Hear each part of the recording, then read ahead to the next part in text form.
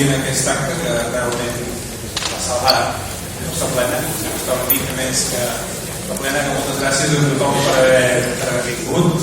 Permeteu-me també que saludi, passa que ara no l'acabo de veure, l'alcaldessa de Granollers i també diferents regidors i regidores que també ens han pogut acompanyar en aquest acte, però sobretot moltes gràcies a tots aquells i aquelles que seguiu les activitats de Raurà i aquells que no les seguiu habitualment però que avui sí que heu vingut i potser a partir d'ara també ho fareu. Dues paraules sobre enraonar. Una, ens diem enraonar per construir la democràcia. Els que heu seguit una mica les activitats hem procurat portar persones que tinguessin coses a explicar, a vegades coses de tipus general, sobre política, sobre democràcia, a vegades qüestions més concretes, més sectorials. Al final de l'acte us explicarem també la propera activitat, que serà també de caràcter general, però potser amb un enfoc, no sé si dir-ne més sectorial, però en qualsevol cas sí que som una entitat que parla per als seus escrits, que penja en el blog d'Enraonar, o per les activitats que du a terme, amb l'ànim d'afavorir la convivència en democràcia, i d'altra banda d'afinar, d'ajustar, d'ampliar l'esperit crític. Una de les maneres que la gent, les persones, tinguem l'esperit crític és conèixer les coses, tenir l'oportunitat de conèixer i també tenir les ganes a vegades d'interrogar-se, de preguntar com millorar, etc. Avui la persona que ens acompanya, que vull agrair la seva presència, Manuela Carmena, i també a la Imma Juncà, periodista local, que conduirà l'acte, doncs podria dir que té, respecte a això que estic comentant, la virtut d'haver dedicat una part de la seva activitat llarga, sobretot com a jutgessa, com a magistrada, a l'Ajuntament de Madrid durant 4 anys com a alcaldessa, però per altra banda ha escrit, escriu i també ha publicat recentment, el 2022, un llibre que crec que recordarà, que era La joven política, un alegato a favor de la tolerancia crítica al alegato contra los partidos políticos. Aquesta idea que ella segur que avui desenvoluparà, la de cuidar la democràcia, cuidar perquè ens importa la democràcia, perquè l'estimem, que cuidem aquells que estimem, connecta també amb aquesta idea d'enraonar, que us deia, de construir la democràcia. De manera que, sense més, moltíssimes gràcies a tots per la vostra assistència. Imma, perquè ara condueixes tu. Gràcies.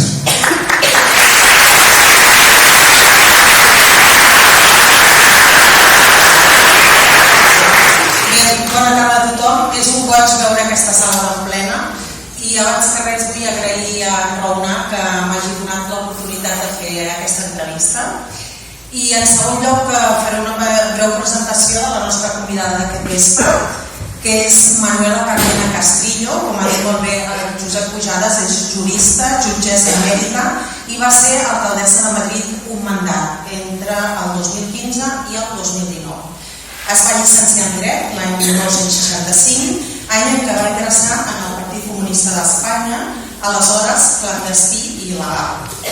Va ser defensora d'obrers i detinguts durant la dictadura de Franco i cofundadora del despatx laboralista en el qual es va produir la matança de Totxa de 1977.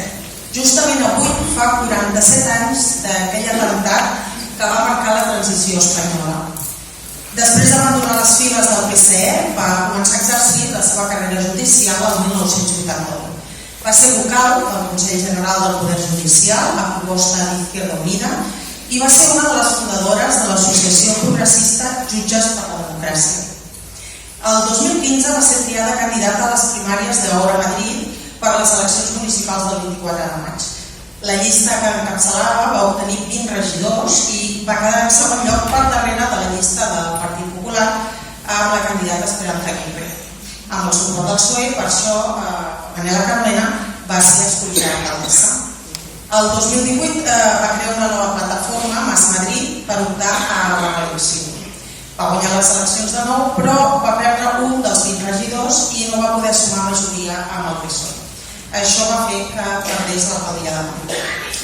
La seva jubilació és molt activa i, entre d'altres, té una ONG per a la qual ha dissenyat unes mines de drac per donar feina a expresidiaris i persones amb una pensió baixa.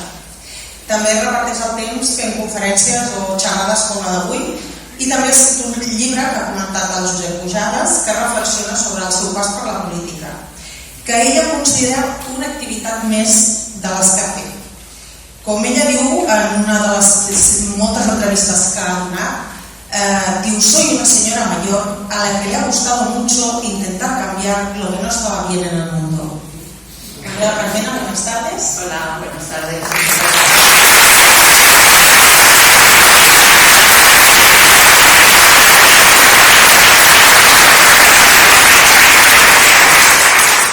Quizá hay gente de esta sala que no sepa que tú viviste unos años en Cataluña, por allí en la década de los 60, ¿verdad? Sí, la verdad, bueno, lo primero que quiero dar las gracias a todo el mundo y a esta asociación que tiene este nombre que me encanta, ¿no? Enraonar, ¿lo he dicho bien? Bueno, porque creo que en castellano no tenemos una palabra tan hermosa que indique hablar y reflexionar a la vez, ¿no? Entonces, muchísimas gracias a todos los asistentes y a los que propiciáis este tipo de actos, ¿no? Pues sí, la verdad es que cuando yo era jovencilla, pues en la universidad, pues éramos personas, estudiantes, que de alguna manera cuestionábamos la dictadura. Claro, yo siempre recuerdo que la primera vez que yo llego a la Facultad de Derecho, iba toda contenta, me había puesto el traje que yo creía que mejor me quedaba, y súper contenta, y llego allá a la puerta y me encuentro un grupo de estudiantes que están leyendo poesías de Cernuda. Yo no tenía ni idea de quién era Cernuda, porque yo era de esos niños que vivimos, que nací en la dictadura y que yo no sabía lo que había pasado en España, ¿no? Y para mí llegar a la universidad fue encontrarme con mi España, con esa España rota, con esa España que era el producto de aquella terrible guerra civil, ¿no? Y de alguna manera tomé partido, ¿no? Creo que en ese momento de mi vida tomé partido y creo que no lo he abandonado, ¿no? Porque yo dije, yo voy a estar con los de abajo, tomé partido, ¿no? Y entonces, pues a partir de ahí hicimos asociaciones de estudiantes, hicimos muchísimas cosas. Yo siempre digo que aprendimos a ser demócratas, aprendimos en la universidad a escucharnos unos a otros, en fin, que con todas estas cosas, pues los que mandaban entonces pues estaban muy hartos de estos estudiantes y nos impidieron continuar en la Universidad de Madrid. Entonces a mí me echaron de la Universidad de Madrid y yo continué, acabé quinto de Derecho en Valencia.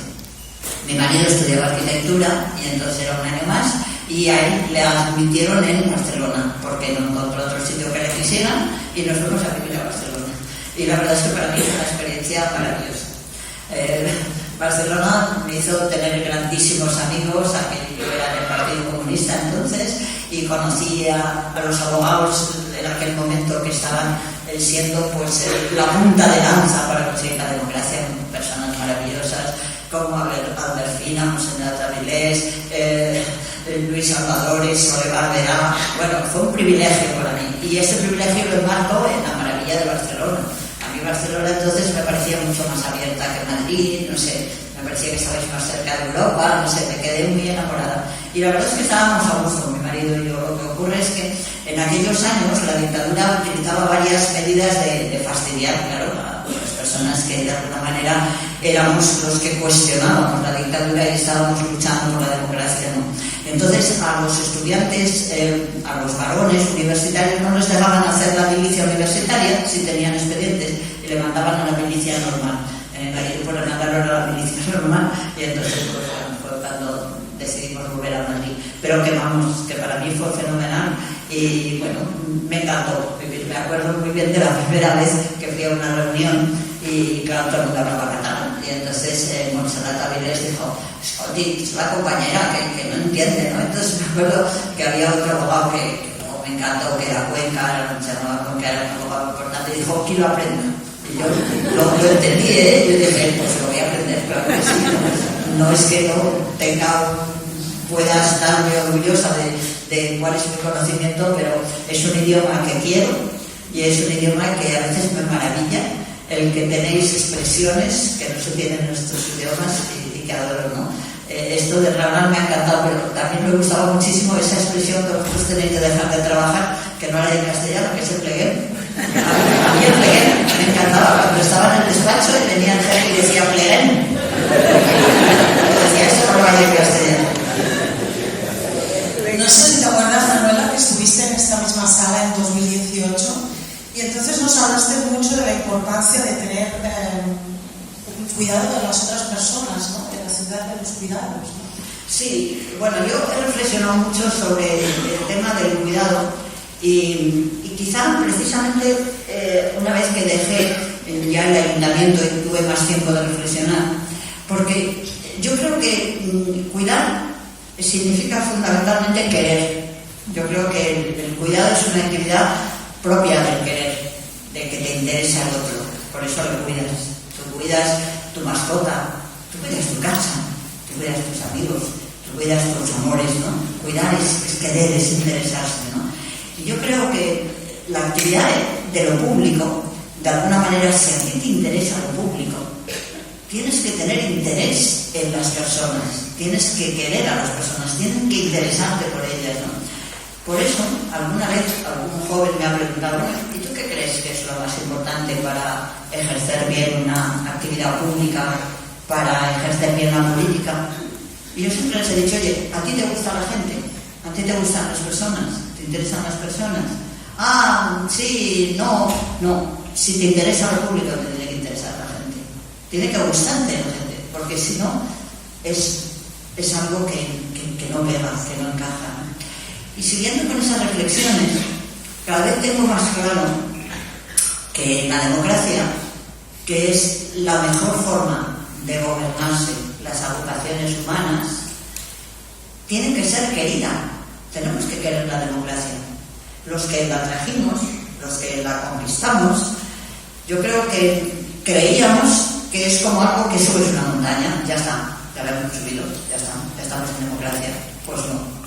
Las instituciones sociales necesitan de cariño y de interés, lo mismo que las instituciones biológicas, sociológicas, ¿no?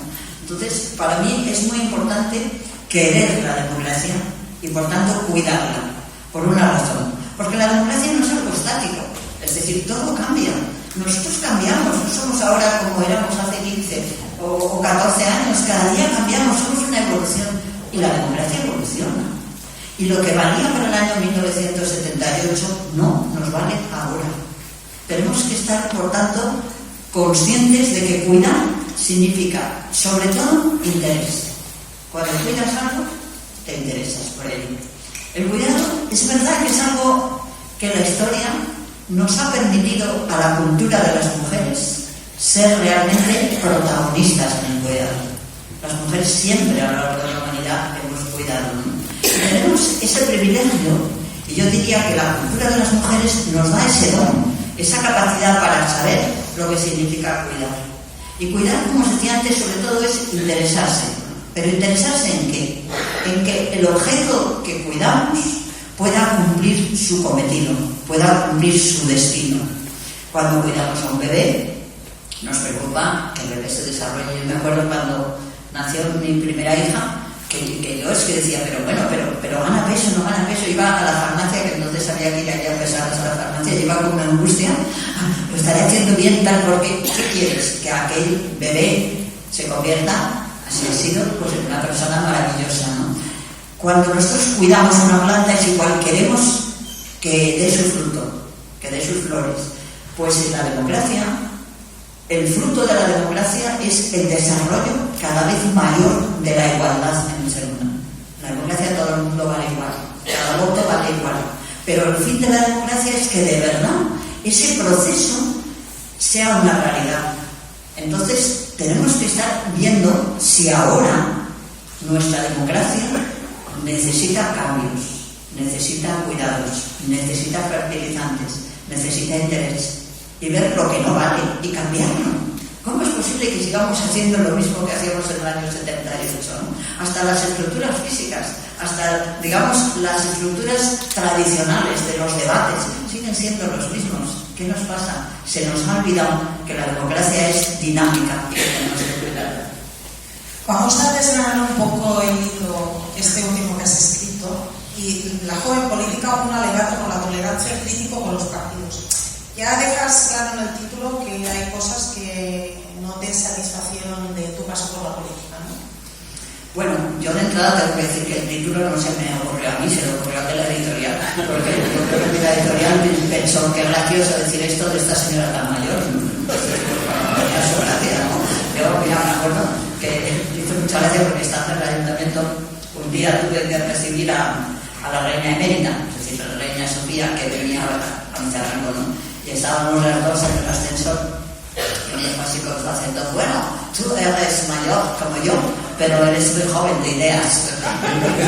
Y la verdad que me agradecí muchísimo ese comentario, porque estoy de acuerdo. A mí me ha pasado que he trabajado muchas veces con gente muy joven y me he sentido yo más joven que ellos, ¿no? Digo, ¿pero qué pasa? Si yo tengo una pila de años, ¿no? Bueno, no sé, algo de eso pasa y por eso se le ocurrió a la editorial, ¿no?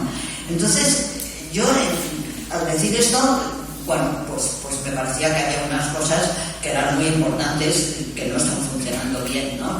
Que no funcionan bien, porque concebí a los representantes políticos de la democracia, es decir, a los que nos representan, que eso ya es un tema muy interesante para debatir, porque claro, seguimos utilizando el mismo sistema de representación que se hizo en el siglo XIX.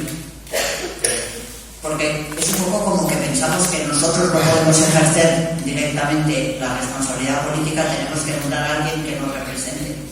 En derecho, el contrato de representación indica que uno no puede hacer algo y se lo encarga a otro, pero al que se lo encarga tiene unas obligaciones constantemente de estar dando cuenta de estas autoexplicaciones, ¿no? Y en ese contexto, pues a mí me parece que hemos aceptado todos que los partidos políticos son esas organizaciones que preparan a aquellas personas que después van a pedir que nos representen, ¿no? Y desde un momento me pareció que había que profundizar qué tipo de partidos políticos son los que hay ahora, qué ha pasado a lo largo del siglo XX, qué es lo que ha cambiado, y por tanto sí, dentro de mi reflexión hay algo muy importante que es qué pasa con los partidos políticos. Los partidos políticos son una estructura adecuada para generar esas personas que nos tienen que representar. ¿Sigue siendo necesario que nos representen? ¿O podemos nosotros hacer muchas cosas directamente sin necesidad de que nos representen? Claro, cuando yo llego al ayuntamiento, yo claro, ya había trabajado, había sido miembro del Consejo General del Poder Judicial, magistrado de mucho tiempo, abogada laboralista, en fin, toda una serie de cosas, ¿no? ¿Qué fue lo que me sorprendió a mí fundamentalmente al llegar al ayuntamiento? El que constantemente hubiera una actitud de auténtica confrontación constante, de batalla, de guerra. Era un poco como que no era posible el encontrar una estructura que pudiéramos hacer las cosas juntos, ¿no? Y os puede parecer sorprendente, pero a mí aquello me pareció incomprensible, porque lo bueno de la democracia es que cada uno aporta una visión. Entonces no queremos que una visión se enfrente sistemáticamente con otra, sino que una visión y otra se incorporen, porque además pueden ser necesarias, ¿no? Entonces de pronto me di cuenta que la política que se hacía estaba encaminada a considerar que éramos enemigos y que había que combatir, ¿no? Y que daba igual que lo que uno dijera estuviera bien o mal, no importa, lo que lo decía uno u otro y había que desacreditarle, ¿no? Entonces, eso fue una de las primeras luces rojas, esto no va bien. Pero después viví muchas cosas en los partidos políticos que no tenían sentido, ¿no? Los partidos políticos actúan fundamentalmente con una, digamos, homogeneización que ahoga la voluntad de los miembros de los partidos políticos. Pensando en que iba a venir a charlar con vosotros, el otro día pues estaba en casa, estaba por la mañana, era el sábado, y oía el programa de Javier del Pino, que a mí me gusta mucho el placer, y entonces estaba hablando Millás, y Millás hablaba, decía, bueno, es que no, ¿qué sentido tiene la clase política que tenemos? En fin, muy crítico, ¿no? Habló después, el dominical del domingo, un artículo del escritor Cercas, en el que dice, pero ¿cómo es posible que haya este discurso de la clase política que parece que somos tontos, que no lo leemos? Vuelvo otra vez otro periódico y una reflexión de un actor muy conocido que ha pasado por la política y dice, la política tienes que ser un soldado y tienes que tener ambiciones. Bueno, entonces vamos a ver aquí qué pasa, qué está sucediendo, ¿no? ¿Qué nos pasa con los partidos políticos, ¿no? Claro, yo llego allí al ayuntamiento, estoy en el pleno y me doy cuenta que hasta el tema de aplaudir es absurdo, porque cada uno aplaude a los suyos. Y ahí sí se te ocurre aplaudir a uno que no sea a los suyos, todo el mundo te mira extrañado. Pero bueno, vamos a ver por qué aplaudimos, yo preguntaba. Vamos a ver, ¿por qué aplaudimos? Aplaudimos porque lo que ha dicho lo ha dicho de una forma muy bonita, aplaudimos porque estamos de acuerdo, o bueno, no sé. Pero de hecho, primero es una pérdida de tiempo, tanto aplaudir. Si tenemos que hablar de algo, pues no vale tanto aplaudir. Vamos a ver, cada uno tiene que votar a los suyos, tiene que aplaudir a los suyos, y las ideas están enlatadas. A mí me hace gracia porque cuando yo empecé a meterme en todo esto, pues me explicaron, la primera vez en la campaña electoral del 15, pues me explicaron que me iban a dar, los que llevaban la campaña electoral, me dijeron, te vamos a dar los argumentarios. Yo dije, ¿eso qué es? Y entonces pues me dieron un papel en el que ponía lo que yo tenía que decir. Yo dije, no, yo voy a decir lo que crea que deba decir. A mí no me digáis que tengo que decir algo. Bueno, pues todos los partidos políticos funcionan con argumentarios. Porque lo importante es que nadie se salga del patrón. Todo el mundo diga lo mismo. Hasta el punto de que hay veces, si lo observáis, lo veis por las declaraciones o estáis oyendo en la radio, lo que sea, todos dicen lo mismo, partiendo total.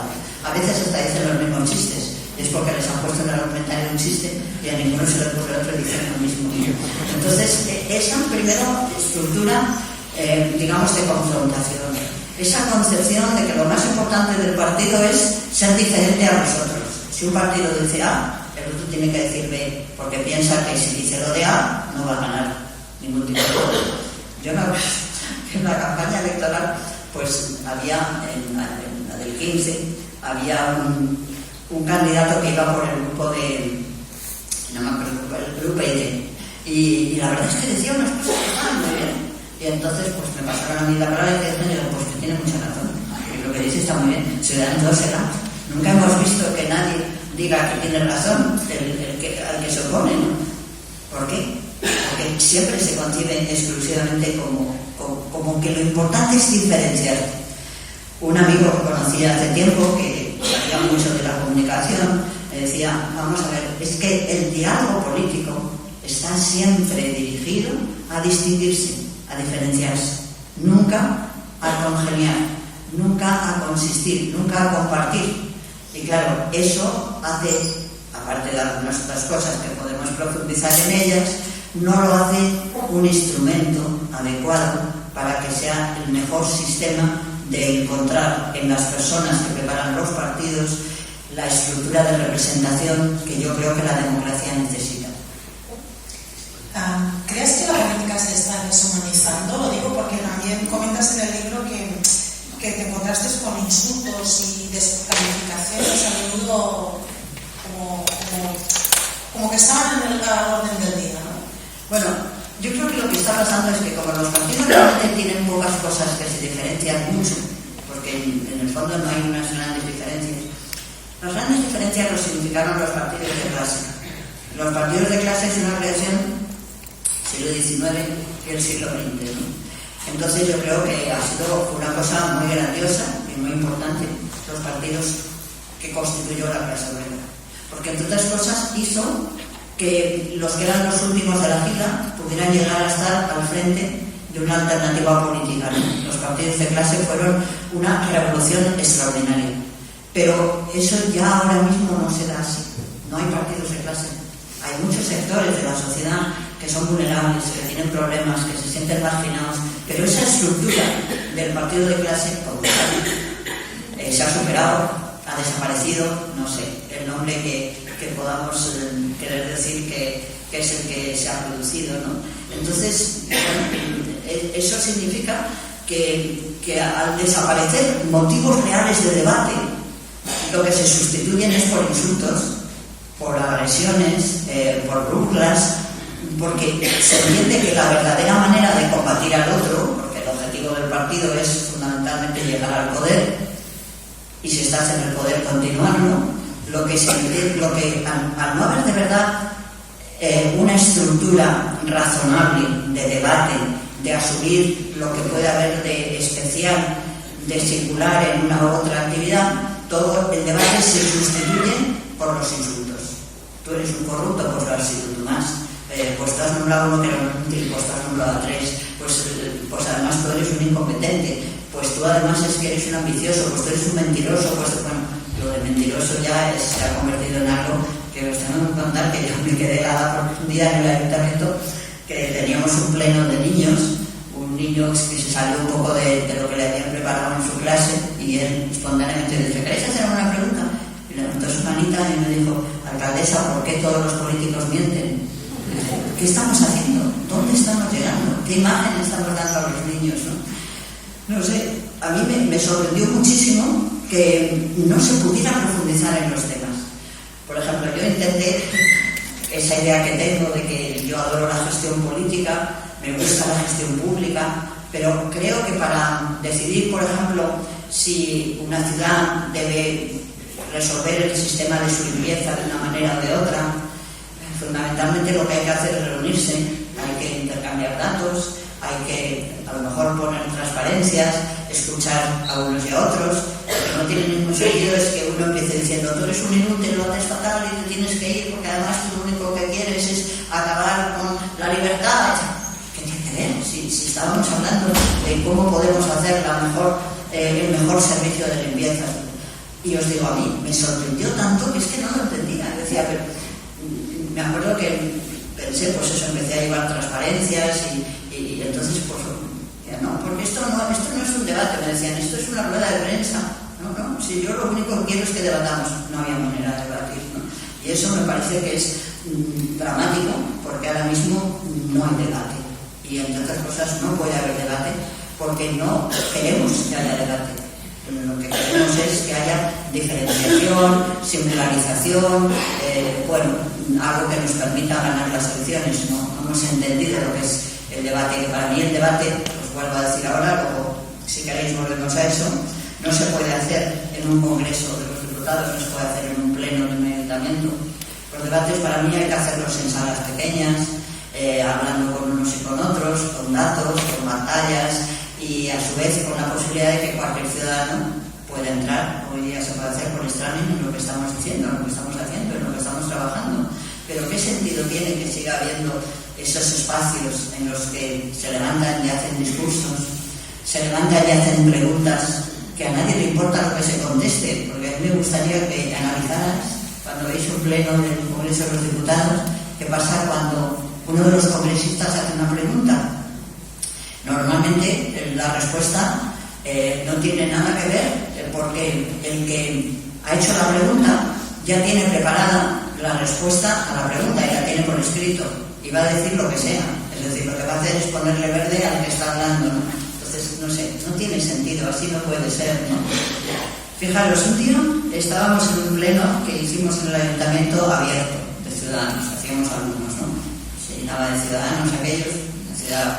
Entonces tenéis la suerte aquí de haber tenido pues unos alcaldes estupendos en una localidad que todos habéis participado y sé que muchas cosas que os digo os pueden parecer raro, pero bueno, Madrid es así, es muy grande, es la capital. Bueno, y en ese pleno estaba todo lleno de personas que habían venido al pleno y entonces pues me preguntaron datos. La oposición se refería muchísimo al tema de que Madrid no estaba limpio, ¿no? Y entonces, bueno, pues yo les di unos datos, otra serie de cosas, ¿no? Y uno de ellos me dijo, bueno, yo es que no me creo estos datos, ¿no? Le dije, venga usted a nuestras reuniones, no pasa nada, nosotros tenemos una reunión dedicada exclusivamente a la limpieza todos los viernes a la 1, venga usted. Y esta persona pensó que aquello no era verdad. Dijo, bueno, voy a probar. Y llamó. Y efectivamente, pues le dijeron el equipo de, sí, venga usted cuando quiera y tal. Llegó allí, se sentó, nos escuchó, vio todo lo que hacíamos y se marchó transformado. Y nos dijo además cosas que eran interesantes, que a lo mejor no habíamos caído nosotros, ¿no? Pero, ¿por qué no se hacen las cosas así? Si realmente hoy día una pequeña reunión en la que se debata cualquier cosa, si conviene o no mejorar el Manzanares, si es necesario que haya unas escuelas o menos, si hay que cambiar al director de tal o cual, eso se hace en reuniones y hoy día la técnica nos permite estar presente en cualquier local. ¿Qué sentido tiene, sin embargo, el que hagamos esos grandes discursos de cuestiones generales que no se aclara uno de nada, ¿no? En fin, de esto.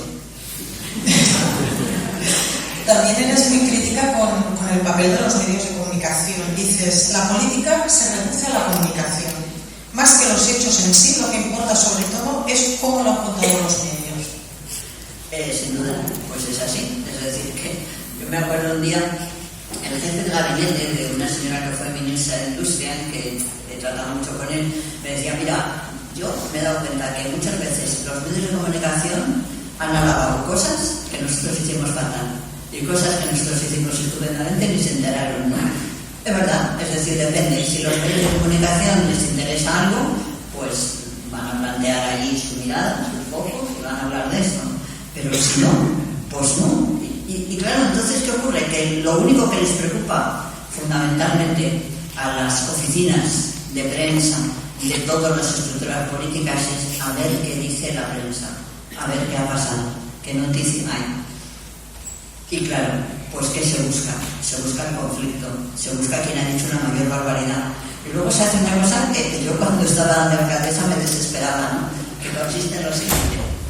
Viene un periodista y no te pregunta, ¿me quiere usted decir en esta última reunión qué dificultades han tenido ustedes respecto a esto? No, te pregunta, acaba de decir, pues alguien del Partido Popular o del quien fuera, que usted ha hecho esto mal o no sé qué, tal y cual, o simplemente que alguien ha hecho una declaración, ¿qué opina usted de esto? Y yo le decía, pues yo no soy comentarista, no sé, no tengo por qué comentar lo que dicen los demás.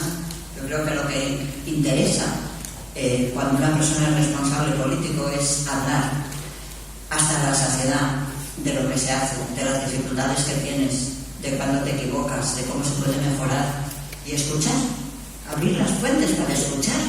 Una de las cosas que me parece sorprendente es con el desarrollo que hoy día nos da la tecnología, que nosotros no tengamos sistemáticamente la voz de los ciudadanos en todas partes. En torno al año 13, yo conocí a un informático que generó un programa muy bonito que se llamaba Quorum. Entonces este programa estaba hecho para que cualquier ciudadano pudiera entrar en la comunicación de los miembros del Congreso de los Diputados y del Senado y darle opinión sobre las leyes, lo que fuera y tal. Nadie quiso hacer esto. Y sería imprescindible, porque hoy día es que tenemos la posibilidad de que la voz de la ciudadanía esté siempre al lado de quien van a decidir por nosotros. Pero no interesa, no es así, no estamos y podíamos estar. Con todo esto que estás comentando, ¿tiene que ver una parte con la desafección en la política y por otro lado también con el ascenso de la extrema derecha? Mira, cuando venía en el tren, hoy la verdad es que el que estaba a mi lado y la otra señora, bueno, pues me han conocido y hemos estado hablando, ¿no? Y el que estaba a mi lado era un chico joven, ¿no? Y me dice, no, a mí lo que me gusta de ti es que tienes sentido común. Y claro, la sensación que tiene la gente es que el discurso del político es la lengua de madera. Siempre dice, haremos esto, haremos lo otro, y nosotros somos estupendos, y lo que nos hacen fatal son los del frente, y los del otro partido son un desastre, pero nosotros son fenomenal, y si me votas a mí todo será... Claro, es una lengua de madera, es una manera, y me decía este joven, ¿no? Claro, es que si se hablara con sentido común, si se dijera las cosas como son, y yo creo que eso está generando una grandísima desafección que está utilizando la extrema derecha, que es lo que a mí me preocupa mucho. Porque yo creo que la conquista de la democracia, desde que a partir de la Constitución de Cádiz en nuestro país se empieza a plantear la posibilidad maravillosa de que seamos los ciudadanos los que decidamos sobre nuestra vida, siempre fueron las personas de progreso las que apostaron por la democracia. ¿Por qué? Porque, como os decía antes, yo creo que la democracia es el sendero para mejorar la igualdad y el desarrollo de cada una de las vidas de nosotros. Y claro, en aquellos momentos es interesante recordar la historia. No sé si alguno de vosotros esto lo conocéis, pero efectivamente es el Papa Pío IX, declaró que la democracia era motivo de excomunión, porque su postura era clarísima. Es una encíclica que tiene digamos, apéndice que se llama el Sílabus, y ahí se declara como la libertad de expresión es pecado, bueno, hay además un sacerdote catalán, importantísimo, que escribe un libro tremendo que es, digamos, refuerza el conservadurismo contra la democracia.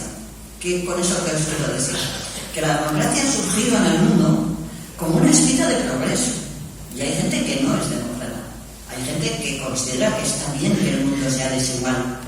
Es interesante ver cómo en, digamos, la extrema derecha americana, de la cual yo creo que ha surgido esta chispa que ha generado la extrema derecha en muchas partes, no apuesta por la igualdad, porque considera que la desigualdad es un incentivo económico, porque considera que la desigualdad es un elemento positivo desde su punto de vista para el impulso de la sociedad. Entonces no creen en la igualdad, no la necesitan y por tanto no necesitan a la democracia, no la quieren.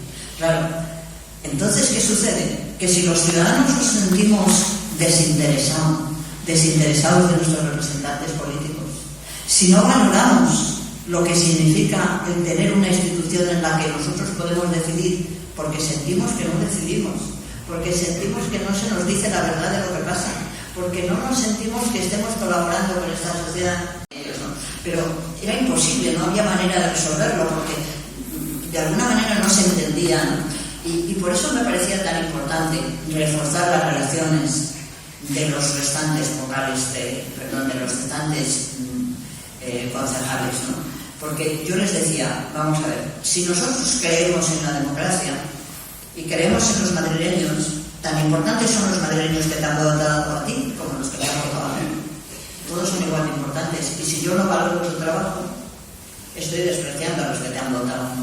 Entonces, bueno, decía, objetivo fundamental, desayunos, paciencia, hablar, etc. Pero además de eso también me parecía muy importante reforzar las instituciones, ¿no? Yo creo mucho en las instituciones, la democracia. Las instituciones son muy importantes y hay que defenderlas y hay que tratarlas con una enorme educación. Yo confío mucho en la educación. La educación es una manera de cuidar, es una manera de respetar al otro. Si tú te parece importante el otro, no le pisas el pie, no le insultas, no sé, le miras, le escuchas. Y por eso a mí me parecía que en una ciudad como Madrid, en la que se dan las circunstancias de que hay una coincidencia de poderes entre lo que es el ayuntamiento y la comunidad, pues era esencial el que nos lleváramos bien la presidenta de la comunidad y yo misma, ¿no? Y bueno, pues empezamos a dar pasos y a mí se me ocurrió invitarla un día a comer, como yo ya había tomado la decisión de hacer las comidas allí, y allí el alcalde de Gallardón había hecho una cocina pensada para restaurantes, ¿no? Él encargaba mucho la comida a catering y había una cocina grande, ¿no? Y yo pensé que podía ahorrar dinero, en lugar de utilizar la cocina del catering, pues utilizarla, pero guisando yo. Algunas cosas que estaban un poco preparadas, pero bueno, y entonces la invité a la presidenta de la comunidad. Le dije, mira Cristina, vente, te voy a invitar al ayuntamiento, vente y tal. Y ella pues al principio dijo que sí, vale, muy bien. Pero luego su equipo de prensa le debió decir, no es conveniente, porque para parecer ella es menos importante que tú, si tú vas y tal, y además a ver si va a estar bueno lo que ella hace y va a quedar mejor ella que tú.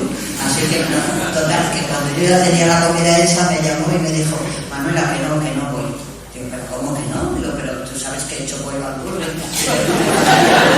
Mi familia va a estar harta de tomar tanto pollo al curry. Pero no me hagas eso. No, de verdad, mira, vamos a un restaurante. Bueno, total, que fuimos a un restaurante, ¿no? Pero que con eso quiero deciros que a mí me pareció, le dije, oye, la verdad es que me has hecho una faena, Cristina, porque ¿por qué no quieres? Digo, bueno, mira, te doy una solución para dejar esto bien. Comimos en un restaurante, le dije, lo único que te pido es que como al final nos está esperando los medios de comunicación, están ahí todos aparte, vamos a salir las dos del brazo. Entonces dijo, vamos. Entonces los medios de comunicación se quedaron paralizados, porque nos vieron a las dos del brazo y conjuntas. Y a partir de ese momento pues pasó de todo. A mí hubo muchos compañeros que me pusieron verde. Me acuerdo un concejal del Ayuntamiento de Barcelona que me dijo, oye, ¿no sabes mi marido la decepción que tiene contigo? Haber salido del brazo de una persona del Partido Popular. Digo, bueno, estamos tontos, de verdad. No sabemos lo que decimos, ¿no? Yo creo que es una manera distinta de entender las cosas que yo intenté digamos, ampararla en buscar todo lo humano y todo lo cercano, porque creo que que eso nos ayuda a después entendernos en lo que realmente nos diferenciamos. En tu ejercicio como alcaldesa dices también que a veces es difícil innovar porque hay determinados funcionarios que tienen un peso determinante y que son un obstáculo para los cambios.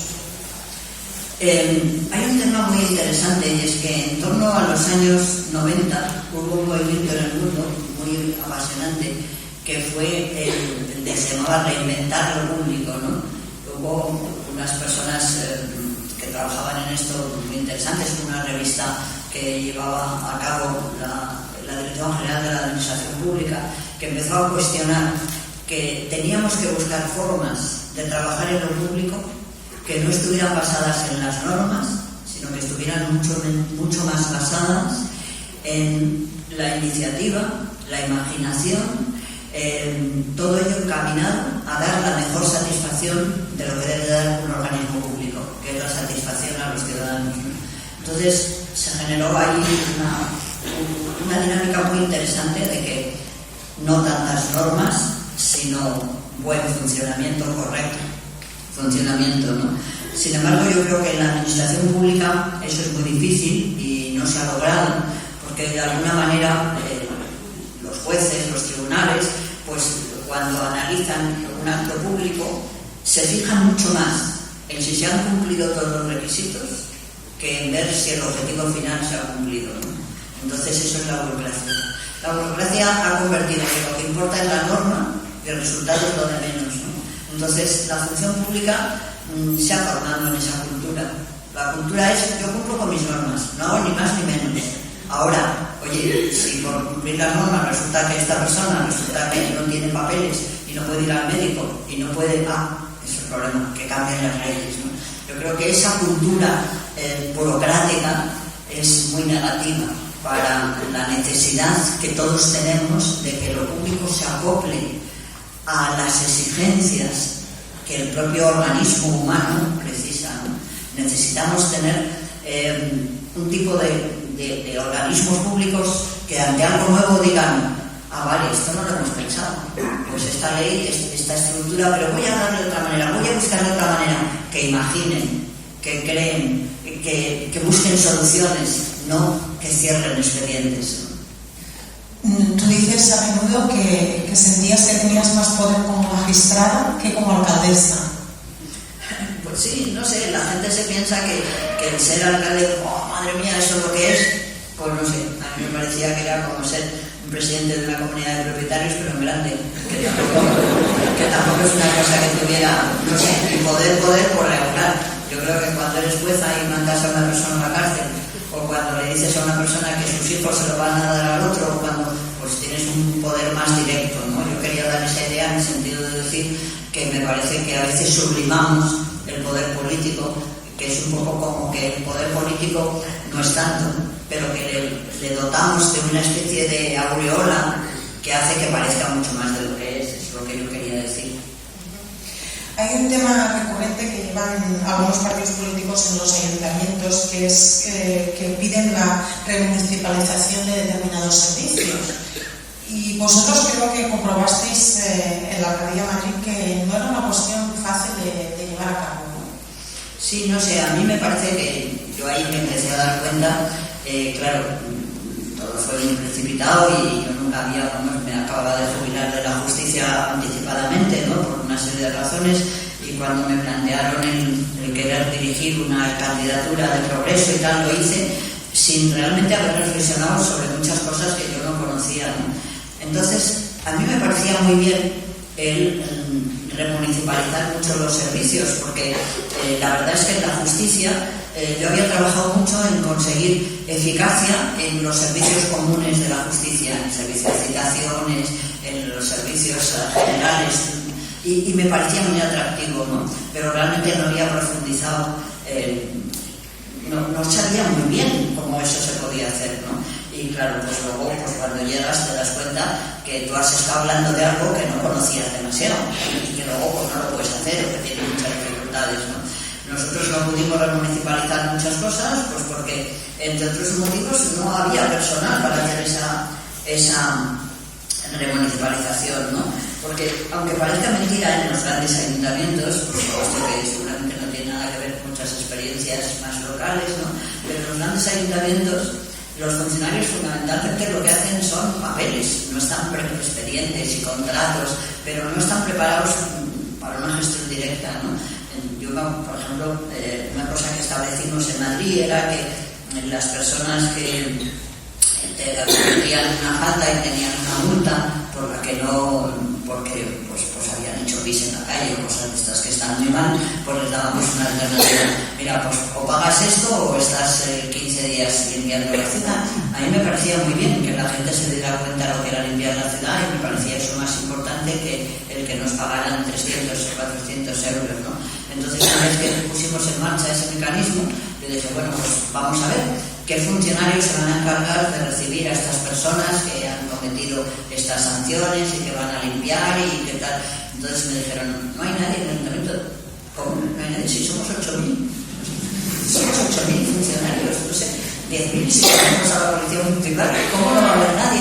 No, porque no hay nadie para eso, no hay ninguna categoría de instructor de conciencia a los que tienen que venir a limpiar, no sé. Y entonces me dijeron, hay que sacarlo a concurso. Entonces, no sé, a mí me parecía que eso pues es un disparate, la verdad, pero yo no lo había sabido antes, ¿no? Entonces, no sé. Siguiendo con tu libro, tú dices también que una de las quejas que comentas es que en política no se analizan ni se evalúan las leyes que se hacen. Sí, eso forma parte no solamente de la política, sino que cuando yo he sido jueza, una de las cosas que más me ha sorprendido es que constantemente se hicieran nuevas leyes sin saber si las que ya estaban habían dado resultado o no. Es decir, en muchísimas ocasiones hay leyes que no se utilizan ahí. No sé, desde la democracia aquí, no sé, me parece que ha habido algo así como 100.000 o 150.000 leyes, ¿no? De las cuales muchas ni se sabe si se cumplen, no se cumplen, para qué se hicieron, qué sentido tenía. No sé, no lo comprendo por qué en los parlamentos no hay unas, digamos, estructuras que fundamentalmente analicen para qué ha valido una ley, ¿no? Esta ley para qué ha valido. Y eso lo vivía en la justicia, pues en el ayuntamiento igual, ¿no? Y decía, bueno, esto que esta disposición que hay, esta norma, ¿qué resultado da? Vamos a evaluarla, vamos a medirla, vamos a ver para qué sirve, vamos a ver si hay que cambiarla. Además, no hay que tener miedo en eso. Claro que sí, es algo nuevo, te puedes equivocar. Y a mí me sorprende, por ejemplo, que sigamos pensando que las leyes es una cosa que se hacen, se hace esta ley. Yo siempre digo, hay que hacer leyes de prueba, hay que hacer leyes piloto. Vamos a ver esto, a ver si da resultado. Si da resultado, seguimos, si no lo cambiamos. Pero, ¿por qué los políticos, los representantes políticos se creen tan poderosos de que analizan a todo, ¿no? Cualquiera de estas leyes últimas que dan unas broncas tremendas, están todos los días discutiendo tal, y luego cuando la ley se hace, ¿qué pasa? ¿Qué es lo que sucede? Os diría, pues últimamente la ley de la vivienda o cualquiera de estas broncas. Y luego, sin embargo, ¿qué ha pasado? ¿Ha ido bien? ¿Ha ido mal? No sé, ¿no sería mejor que las leyes las hiciéramos a título un poquito de prueba, de experimento? Vamos a probar por esto. Y si da resultado, seguimos. Y si no, no. Cosas más de andar por casa, ¿no? Porque al fin y al cabo nuestras ciudades son nuestras casas. Quería preguntarte también, por temas de estricta actualidad, ¿de qué manera crees que se puede desbloquear el Consejo General del Poder Judicial que lleva, bueno, que está encallado desde hace tantos años? Mira, la verdad es que yo eso lo he dicho muchas veces y no he conseguido convencer a las personas que tienen responsabilidad. Porque, claro, si vosotros lo pensáis, ¿cómo es posible que pueda haber una ley para cubrir las plazas de un organismo muy importante, que son, digamos, los jefes de los jueces, que es el Consejo General del Poder Judicial, y que ese organismo se quede paralizado porque los partidos políticos no se pongan de acuerdo? Uno dice, ¿esto lo dice la Constitución? Porque mal está mal pensado. Claro, es que no está mal pensado, es que no se cumple la ley, porque vosotros cogéis la ley, se llama la Ley Orgánica del Poder Judicial, y lo dice clarísimo, dice la ley, una vez que ha transcurrido el periodo de vigencia del Consejo, de manera inmediata,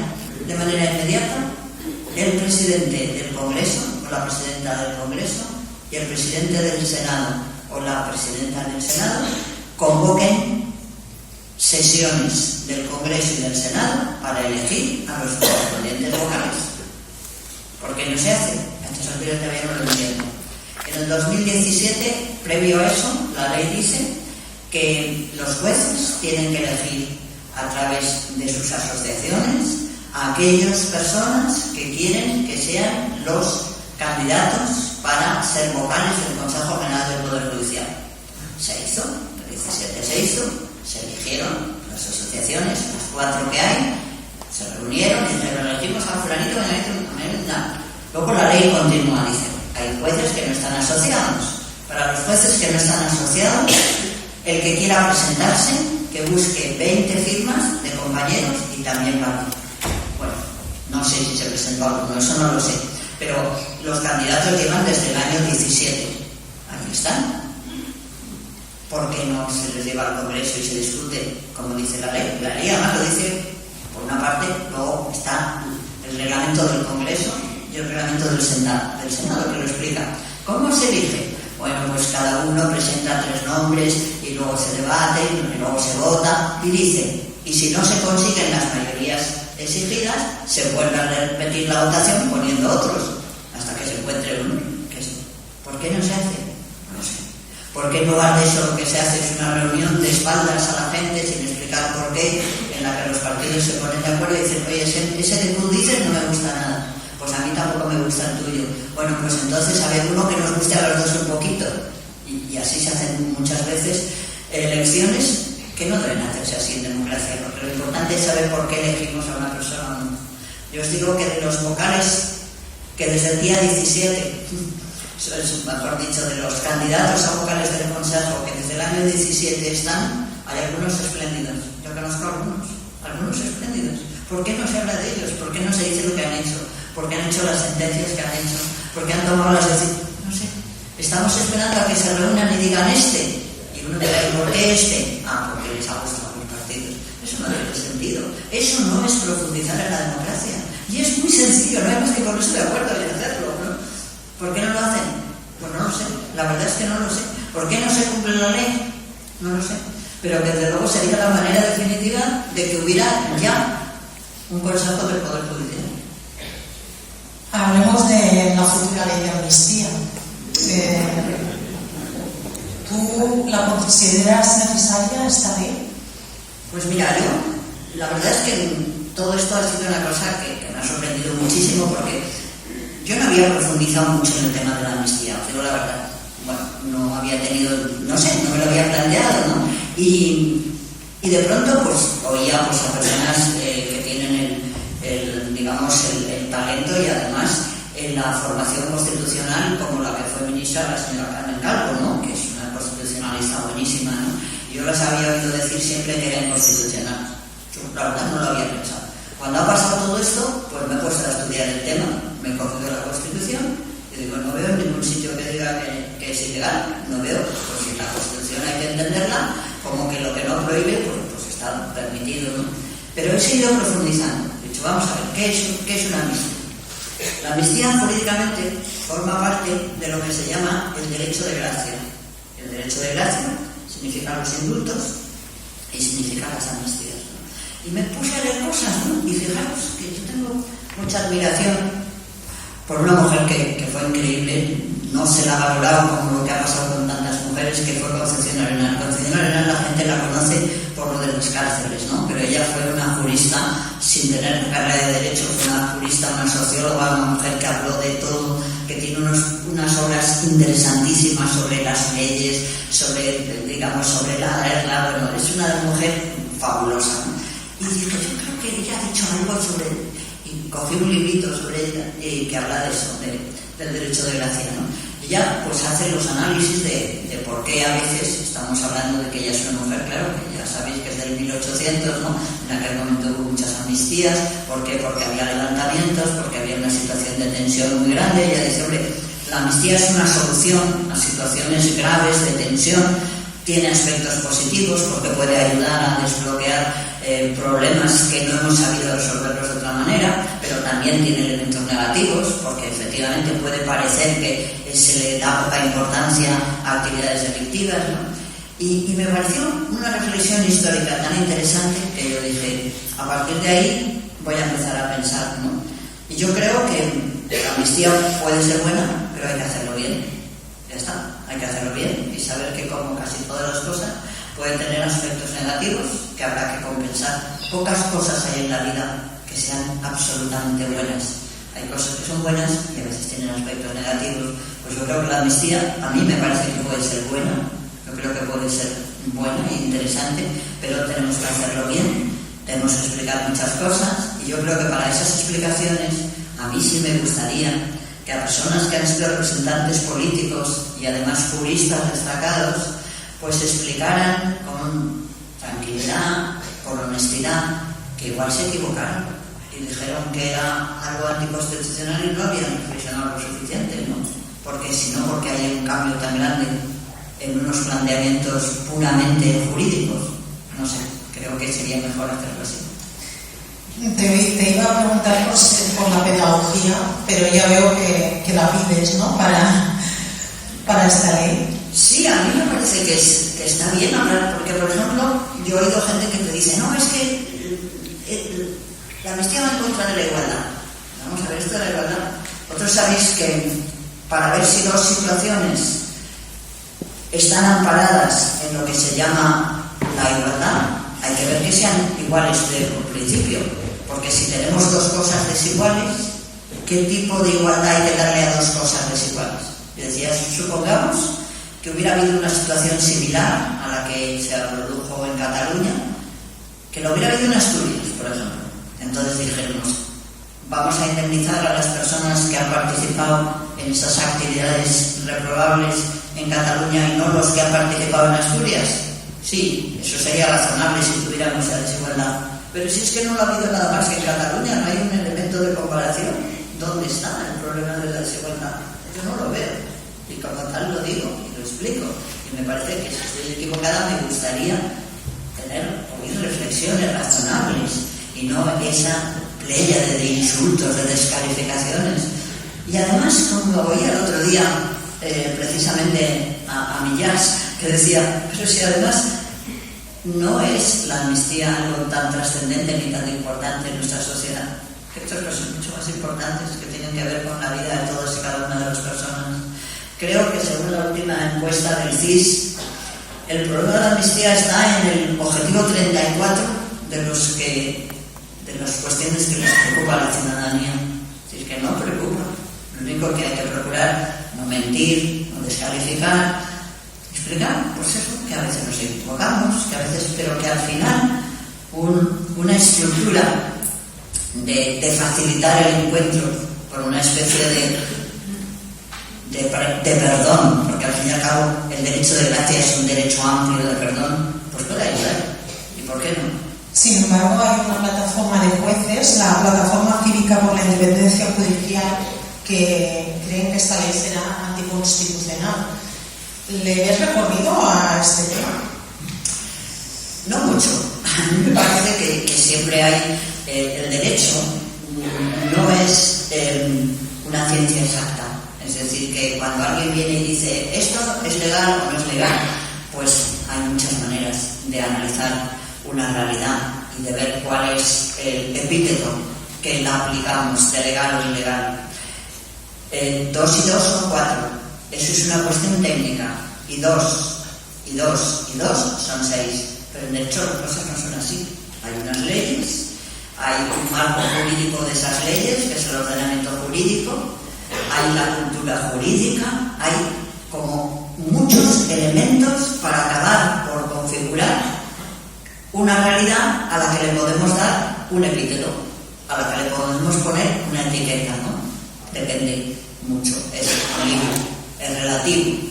Y por eso yo creo que sí, habrá desde luego sectores jurídicos que hagan una descalificación de este tipo, pero yo creo que en líneas generales no va a ser un obstáculo definitivo el que haya un sector de magistrados o de jueces que tengan una actitud contraria a esa ley, ¿no? Creo que no es determinante, ¿no?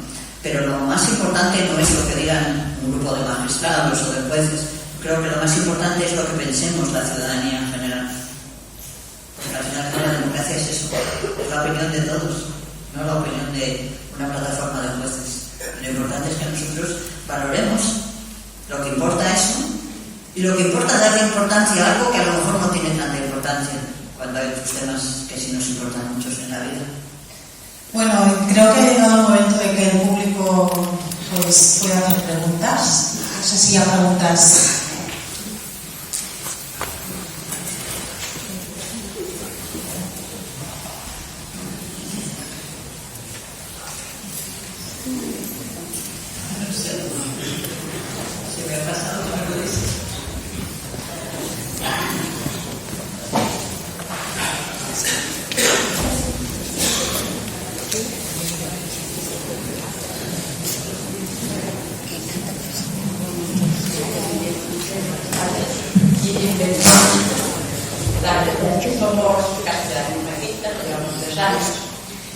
Yo desde que tengo uso de razón siempre he sido de izquierda, soy de izquierda. Mi actividad política, por supuesto, nadie puede negar que soy, pero sobre todo me he dedicado al sindicato. Veo cómo los derechos, si no luchamos cada día, los perdemos, nos los quitan. Y ahora hay algo que me gustaría preguntar para reflexionar, que se hacen muchas cosas en los ayuntamientos, el gobierno, de las pensiones de tener 0,25, pues hemos más o menos regularizado, se ha subido el salario mínimo casi el doble, pero yo pregunto, ¿aquí quién manda? ¿Quién pone coto a la subida del precio de la compra? Algo que preocupa a la gente, mucho más que la amnistía, que a mí también me preocupa, no lo voy a negar. ¿Quién pone coto a los alquileres? ¿Por qué te sube el salario mínimo en 1.100 euros cuando un alquiler en Barcelona, Rodalía o en Madrid, 1.500, 1.200, ¿cómo puede vivir? ¿Cómo se puede vivir? ¿Cómo se puede permitir? ¿Quién manda esto? ¿Cómo? ¿Qué poder tienen los gobiernos para cambiar esto? Bueno, eso me preocupa, porque me preocupa que los gobiernos están en lo local, para las cosas que nos importan, pero las cosas grandes, lo que realmente da calidad de vida y vida a las personas, ¿quién manda aquí? Pues mira, la verdad es que yo creo que tú has dicho una cosa que me gusta analizar. Vamos a ver, yo te voy a poner el ejemplo de los alquileres, ¿no? Me parece que fue en junio cuando salió la ley de la vivienda, ¿no? Que tuvo mucha bronca, mucha discusión. Ahí se plantea limitar los alquileres. Entonces, ¿qué dice la ley? La ley dice que hay que hacer unos estudios respecto a lo que se llama zonas en los que hay, digamos, un aumento insoportable de los alquileres, ¿no? Vale, bien. Y hay, pues, unas comunidades que dicen no lo vamos a hacer, nosotros no queremos hacerlo, y otras comunidades que sí lo hacen, ¿no? Yo he visto que la Generalitat de Cataluña ha mandado al Ministerio de la Vivienda un informe en el que dice efectivamente cuáles son el máximo de los alquileres que se podrían dar en determinadas zonas de Cataluña, ¿no? Bueno, yo sigo, porque me interesa muchísimo el tema, y veo que desde el Ministerio correspondiente, el nuevo Ministerio de Vivienda, se ha dicho que hasta que no se haga en el resto de las correspondientes comunidades de España no se va a poner en marcha, ¿no? A mí esto me parece un error, me parece inaceptable, me parece que no es lo que dice la ley. Pero si los ciudadanos no exigimos a nuestros representantes que cumplan las leyes que ellos mismos han hecho, pues vamos mal. Entonces tú dices, ¿quién lo puede hacer? Lo tienen que hacer nuestros representantes. Pero ¿qué pasa si no hacen lo que ellos se han comprometido a hacer? Habrá que decírselo. Y vosotros habéis visto que en este momento haya una actitud de los medios de comunicación exigiendo que se cumpla esa ley. Pues no. Entonces habrá que hacerlo nosotros, tendremos que hacerlo la sociedad. Pero quien lo tiene que hacer son los representantes. Entonces, en lugar de perder tanto tiempo de hablar de cosas, bueno, bueno, sí, vale, pero esto cómo es posible, ¿no? Yo de verdad que me parece desesperante, ¿no? Creo que en este momento habría que hacer un pacto por la vivienda, porque es que llevamos ya tanto tiempo hablando de lo mismo y cada uno enfrente del otro, no se avanza. Yo estoy harta de oír que somos un país que no tenemos suficiente, que vendes un alquiler, que no sé qué, no sé cuántos, y al final tú coges y hablas internet. Yo estoy metida en una red de vecinos, ¿no? Y veo que ahí la gente lo único que le preocupa es alquilar una habitación, porque ya no se puede alquilar un piso, por lo menos en zonas en torno de Madrid, ¿no?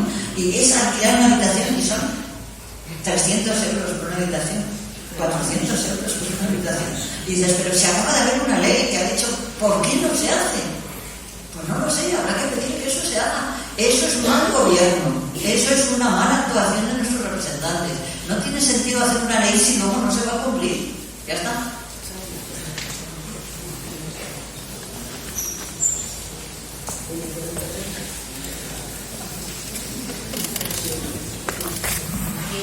Tenemos los ciudadanos, porque también pasó con la ley de dependencia. Los gobiernos no hacen su trabajo y te encuentras desarmada. Claro, ahí lo que es importantísimo es conseguir que los procesos de decisión electoral sean distintos. Y luego yo creo que tenemos que pensar, y una de las cosas que propongo es que además de que haya representantes elegidos por los sistemas tradicionales, podamos elegir a representantes con poder también de actuación en la gestión pública por sorteo, de que no solamente sean los representantes políticos, sino que podemos hacer lo mismo que hay sorteos para formar parte de la función electoral, lo mismo que hay sorteos para los jurados, que haya sorteos de representantes ciudadanos que obliguen a los representantes políticos a cumplir las leyes. Y eso no es una cosa rara, ya está pasando. Es decir, hay un movimiento grande que se llama la representación por sorteo. Precisamente el otro día en el periódico El País el señor Cercas lo planteaba. Lo planteaba y decía, por sorteo no conseguiríamos unos representantes que pudieran ser mejor que los que tenemos ahora. Decía, yo creo que no hay que ir a pensar a que sean mejor, sino a complementar. Yo no planteo sustituir, sino complementar. Un objetivo sería crear organismos de control de los gobiernos elegidos por sorteo, que no tuvieran las dependencias de los partidos políticos. Yo creo que sería una buena solución. Es nuevo, es distinto, pero como os digo, o hacemos cosas nuevas o no estamos cuidando nuestra democracia. Nuestra democracia no puede ser la misma que en el siglo XIX. Hay un hombre que es interesantísimo, que es, espectacular, un hombre muy importante, que escribe un libro, no os voy a decir cómo se llama, que ahora mismo se me ha ido de la cabeza, ¿no?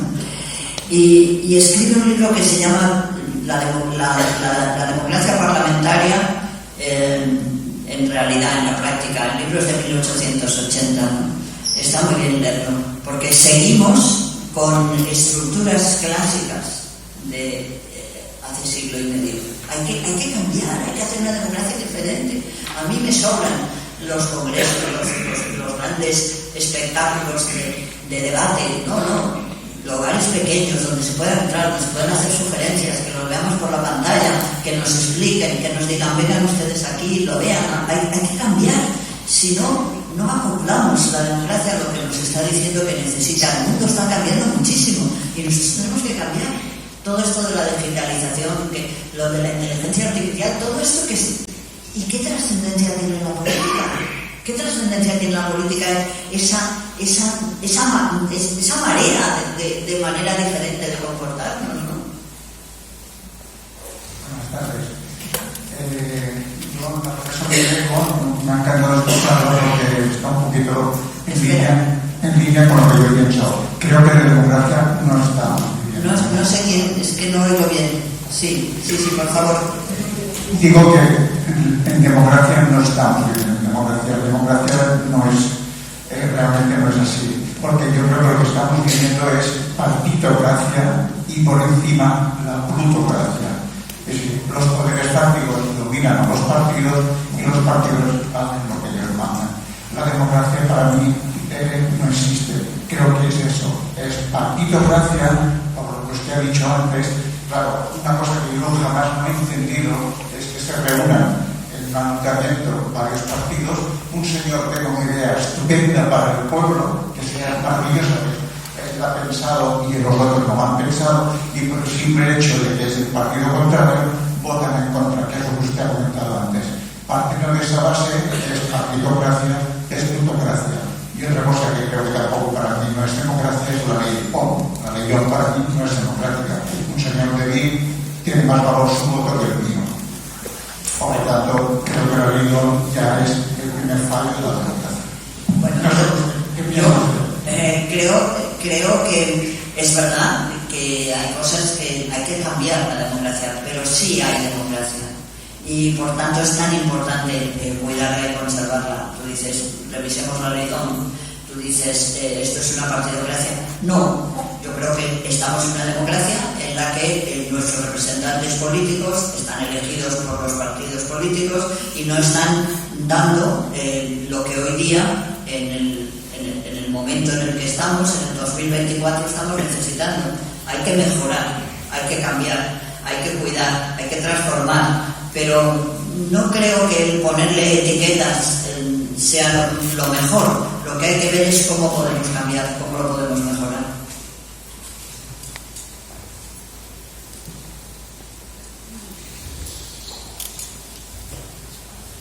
Ima, esta es la última pregunta de este quart i acabem o no hi ha cap altra?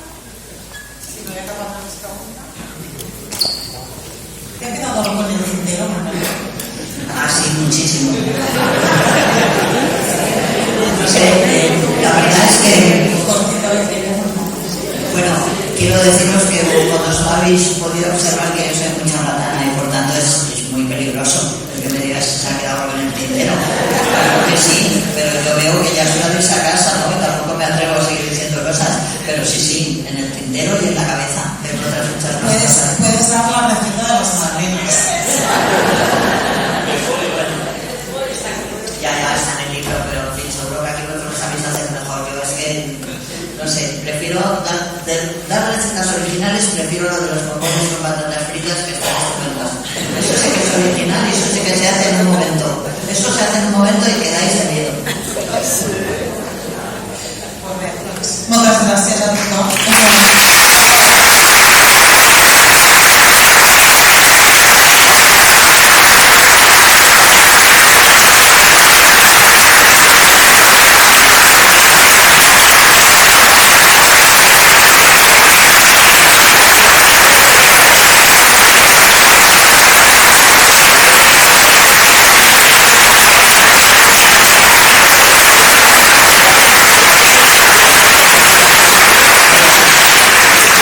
Tres coses per acomiadar, gràcies, Manuela, gràcies, Ima.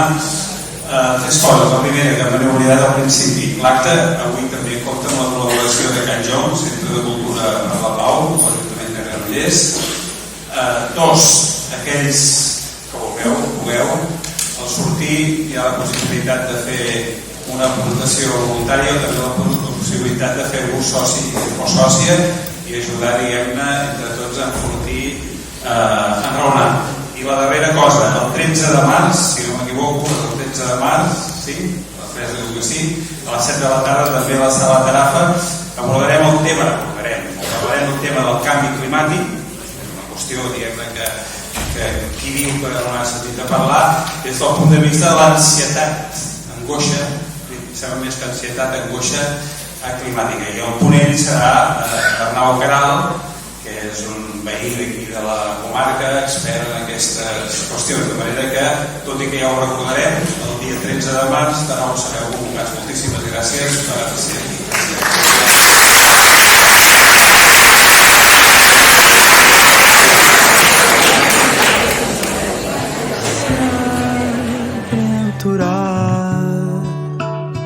Nas preces daqui